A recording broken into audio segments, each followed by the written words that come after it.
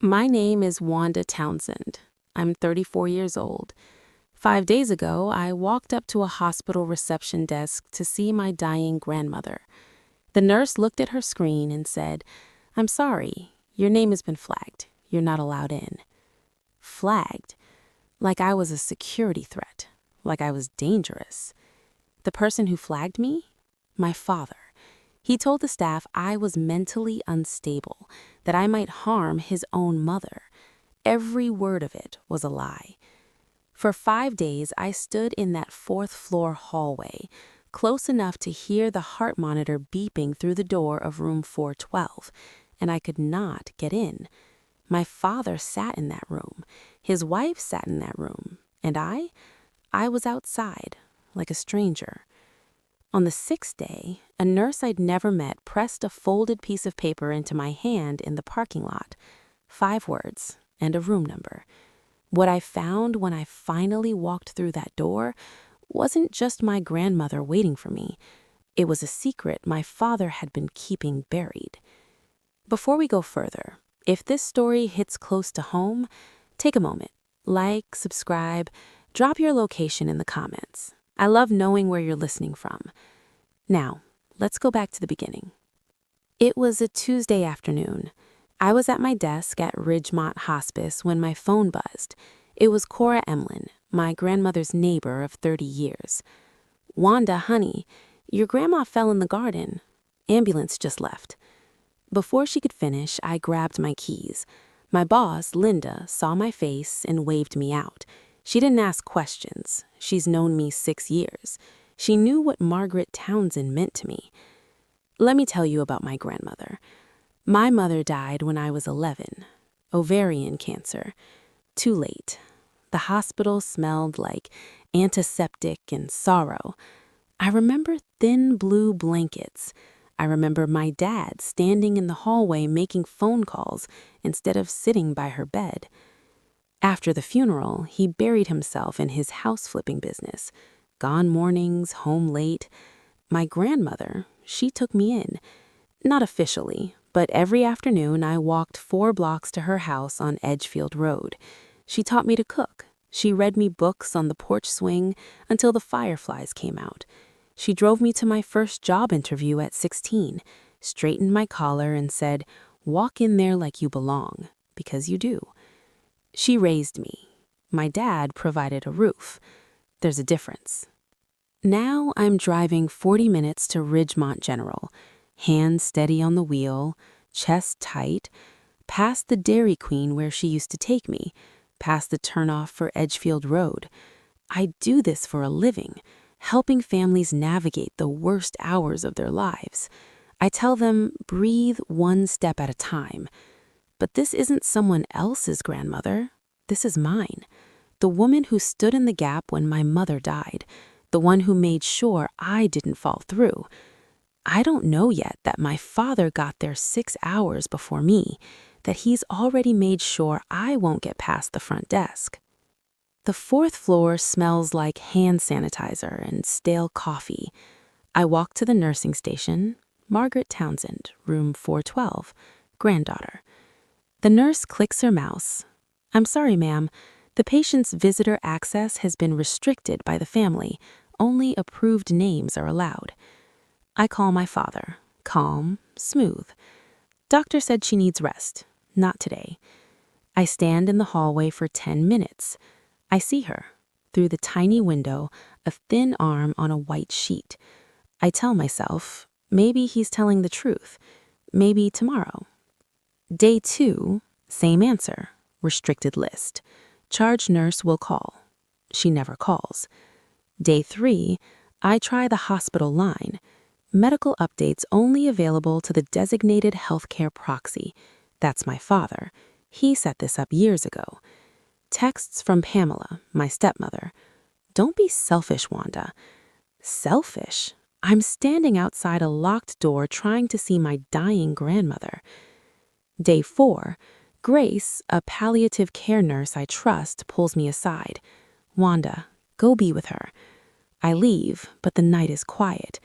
My grandmother is awake, and someone has decided I don't get to see her. I sit at home staring at the tin box she gave me weeks ago. I notice a faded label on the bottom, Ruth C. 55514. I save the number because Grandma never does anything without a reason. I call patient advocacy. I quote federal law, 42 CFR 14.13. A patient can designate their visitors. They say 48 to 72-hour review. That could be 3 more days. My grandmother has end-stage heart failure. I gather documents. Dr. Karen Mitchell writes a letter confirming no psychiatric diagnosis. Linda writes a statement confirming my employment status. Shields against a lie. I sleep 3 hours. At 6 a.m., a call. Night shift nurse Donna. Your grandmother got your letter. She cried. She's been asking for you every day. And that's when Ruth Calloway, the estate attorney, comes into the picture. 3 weeks prior, my grandmother discovered someone had been bleeding her dry. $340,000 gone from her accounts. The power of attorney she gave my father 5 years ago. That's when the tin box makes sense. It was her backup plan.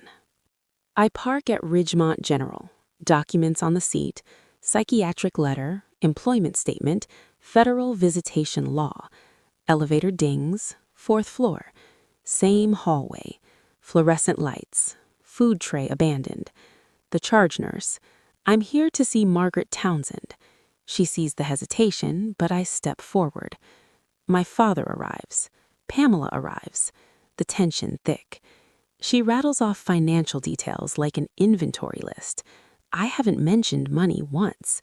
I came to say goodbye. The charge nurse. I'm going to speak with the patient now. The door closes. Moments stretch. Then the door opens. My grandmother, frail but alert, reaches for me. There you are. Bird bone hands. Warm. I knew that was a lie. She squeezes my fingers. The heart monitor beeps behind her. Slow, rhythmic, steady. Ruth pulls a chair for me. I sit. I hold her hand. Wanda, she says, I needed everything ready before you came. If you came earlier, your father would have stopped it. She changed her will. My father no longer beneficiary. The words hang. I didn't come from money. I came to say goodbye. She takes a labored breath. Something she should have told me months ago. And finally, everything clicks. The tin box, the phone number, the letters, the waiting. It was all her plan to make sure I reached her. This is more than a story about a hospital hallway. It's about control, lies, love, and strategy. It's about someone taking steps, small but deliberate, to protect what matters, even when the world seems to be against you. It's about showing up, documenting truth, and standing for what's right, even when the people who should care most try to keep you away. Grandma did everything right, and I was there. If this story resonated, hit subscribe. Drop a comment with your city and local time, and remember, sometimes patience isn't passive. Sometimes it's preparation. Ruth quietly picks up her briefcase and moves to the far side of the room. She opens a small envelope and hands it to my grandmother. Margaret slides it across the bedside table to me. I take it in my hand. It's light, thin. Open it, she whispers.